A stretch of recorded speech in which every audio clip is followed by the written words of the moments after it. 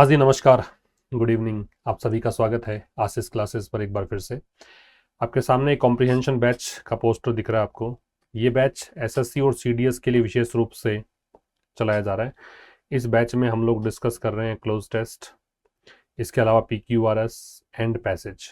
काफ़ी सारी चीज़ें हम डिस्कस कर भी चुके हैं और आगे आने वाले टाइम पे वीडियोस और मिलेंगे आपको। नंबर ऑफ क्वेश्चंस यहाँ पे हम क्लोज टेस्ट 100, पीक्यूआरएस 100 और पैसेज 50 डिस्कस करने वाले हैं। पीडीएफ हर एक आपको वीडियो का मिलेगा। 2 इयर्स का वैलिडिटी है, तो काफ़ी अच्छा खासा टाइम है कि आप इसको रिवाइज काफ़ी बार कर सकते हैं। इसके अलावा एक बैच अपना आरएएस का चल रहा है। इसमें आपको विशेष रूप से जो ध्यान देने योग्य बात है वो ये है कि आप ध्यान रखें यहाँ पे जो 2 इयर्स की वैलिडिटी तो खैर है ही। ऑफर जो है वो 25 नवंबर तक है। इसके बाद ये फीस जो है वो यहाँ पे आपको हाइक देखने को मिलेगा, इसलिए समय रहते आप ये बैच बाई कर सकते हैं। यहाँ सारे वीडियोस अपलोडेड हैं और जो भी कुछ अपडेट होगा वो आपको मिल जाएगा। तो ये वाला जो सेशन है भाई अपना, ये चल रहा है उन स्टूडेंट्स के लिए जो स्टूडेंट्स बेसिक से इंग्लिश सीखना चाहते हैं, बिल्कुल बारीकी से जानना चाहते हैं कि कैसे हम इंग्लिश को बिल्कुल तोड़ तोड़ के टुकड़ों में हर एक शब्द को समझते हुए कैसे सीख सकते हैं। एक 5 बजे अपना जो सेशन होता है ना, उसमें बहुत ही ये फ्रूटफुल रहेगा। अगर आप इस सेशन को कंटिन्यू करते हैं तो यकीन मानिए वो वाला सेशन बहुत अच्छे से आपको समझ में आएगा। तो ये कुछ अलग अलग प्रकार की न्यूज़ हम डिस्कस करेंगे। तो सेशन नंबर 5 है। 4 तक के सेशंस जो हैं वो न्यूज़पेपर रीडिंग फॉर बिगिनर्स नाम से एक प्लेलिस्ट है, वहाँ से देखा जा सकता है। चलिए स्टार्ट करते हैं। द कांग्रेस, कांग्रेस की वर्ब है यहाँ पे टुक। कांग्रेस यहाँ पे क्या है? सब्जेक्ट। ठीक है। तो कांग्रेस जो है उसने क्या किया? उसने अ स्वाइप एट, टुक अ स्वाइप। स्वाइप जो है वो यहाँ पे थोड़ा अलग मीनिंग दे रहा है। वैसे तो स्वाइप करना आप जानते हैं, है ना, लेकिन ये स्वाइप वो नहीं है। इसका मतलब है क्रिटिसिज्म, क्रिटिसिज्म, आलोचना, या फिर आप इसे कहेंगे जाइब। ठीक है। या फिर आप इसे कहेंगे रिमार्क, या फिर आप इसे कहेंगे डिग, और या फिर आप इसे कहेंगे टॉन्ट। तंज कहते हैं हिंदी में, वो वाला शब्द है ये तंज। तंज कसना, कटाक्ष करना, आलोचना करना, ये सारे मीनिंग यहाँ पे जाइब, ये स्वाइप देगा। स्वाइप यहाँ पे नाउन है। कांग्रेस ने यहाँ पे आलोचना की, कटाक्ष किया किस पर?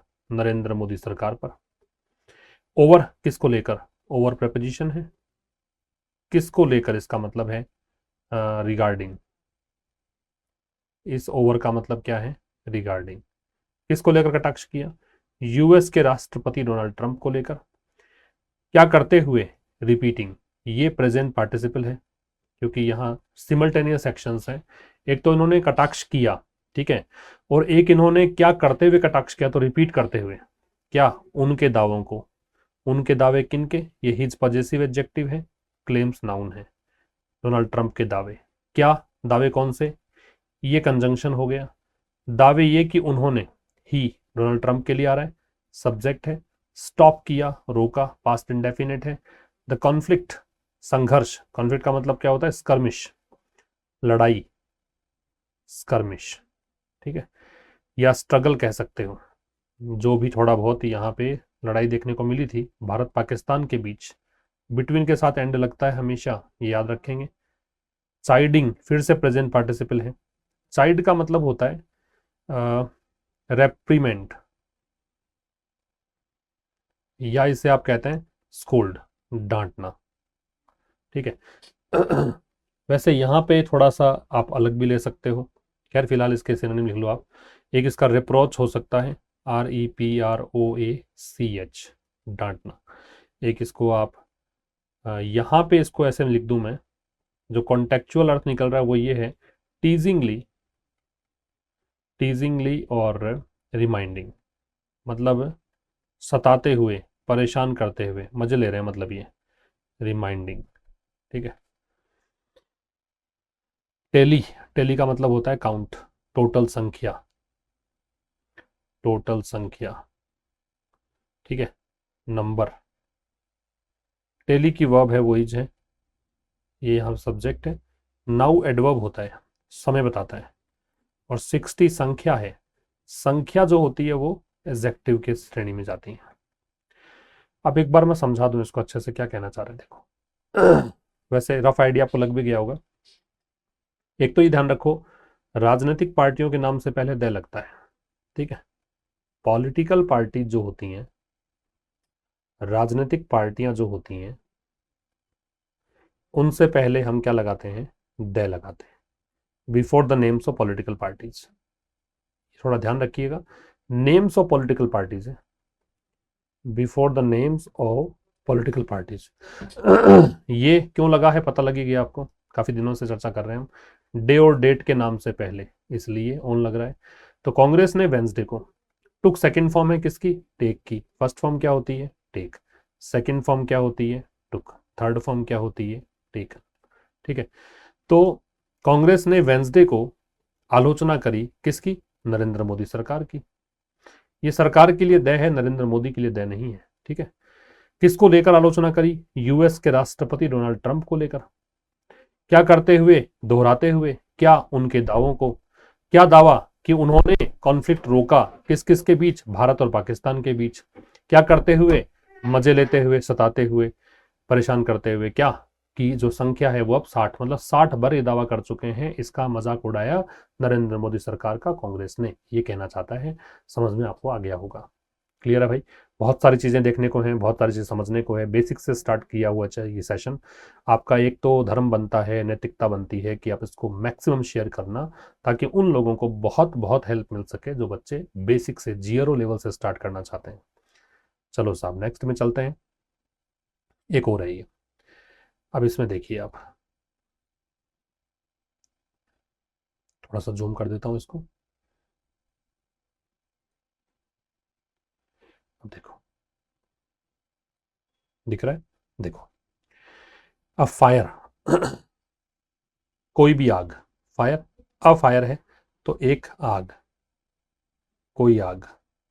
रिप्ड थ्रू, रिप्ड जो है ना वो यहाँ पे सेकंड फॉर्म है, और रिप्ड का मतलब क्या है, रिप्ड थ्रू का मतलब है डिवेस्टेट करना। ये जो रिप्ड थ्रू है इसका मतलब है डिवेस्टेट करना, छत्त विछत्त कर देना। क्योंकि ये सेकंड फॉर्म है, इसको सेकंड फॉर्म में लिख रहा हूं मैं, डिवेस्टेटेड कर दो, रेविज्ड कर दो, ठीक है। या फिर आप इसको डिस्ट्रॉयड कर दो, या इसको आप रूइंड लिख दो। तो ये है छत्त विछत्त करना, नष्ट करना। तो आग ने छत्त विछत्त कर दिया, सेकंड फॉर्म है, पास्ट इंडेफिनिट है। मोर देन, से अधिक, किससे अधिक, 170 बिल्डिंग्स। और किल्ड, ये किल्ड सेकंड फॉर्म। देखो एंड के पहले और एंड के दोनों साइड सेम चीजें लगती, बताऊंगा मैं आपको।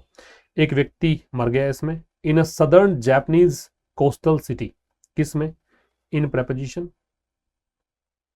ए डिटर्मिनर,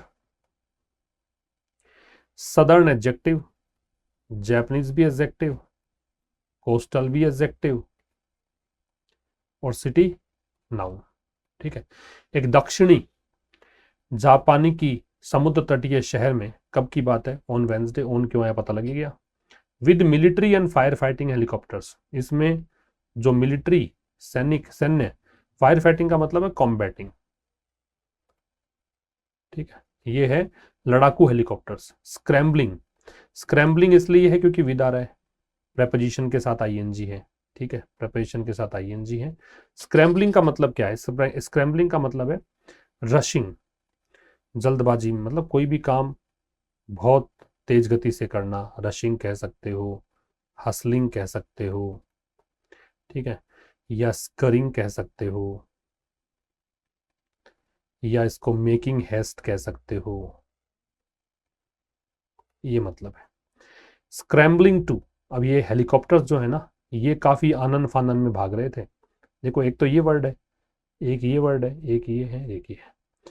टू एक्सटिंग्विश, एक्सटिंग्विश का मतलब है पुट आउट, बुझाना।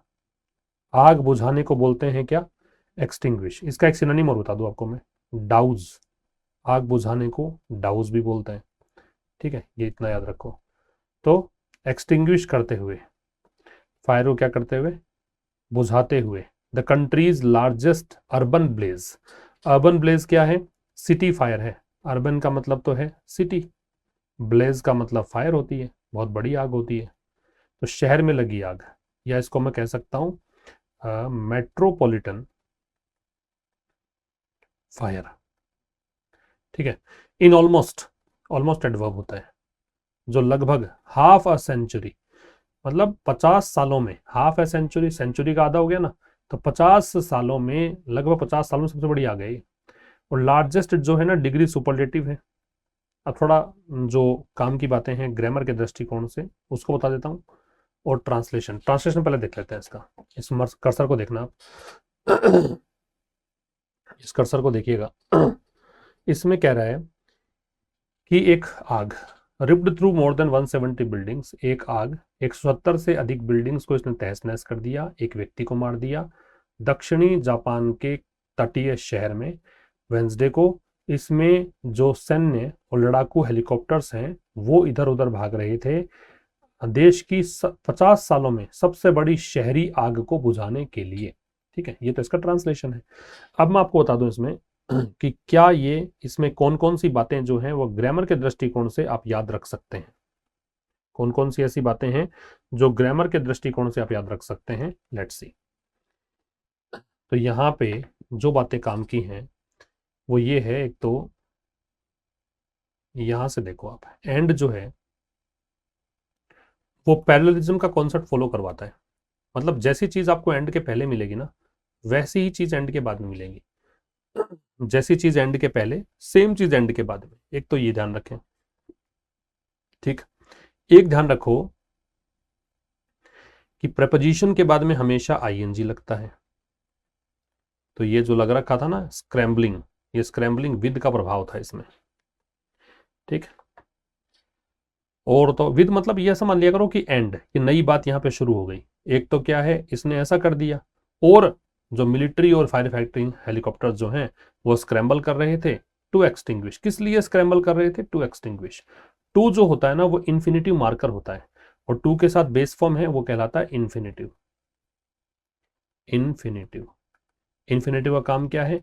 टू डिनोट पर्पस, उद्देश्य बताने का काम करता है, पर्पस बताने का काम करता है। क्लियर? तो ये सेकंड स्लाइड में हुआ हमारा। आइए थर्ड में, दिख रहा है आराम से, देखो। नाओमी ओसाका नाम है भाई। नाम जो भी होता है वो होता है प्रॉपर नाउन। नाम जो भी होता है वो कैसा नाउन होता है?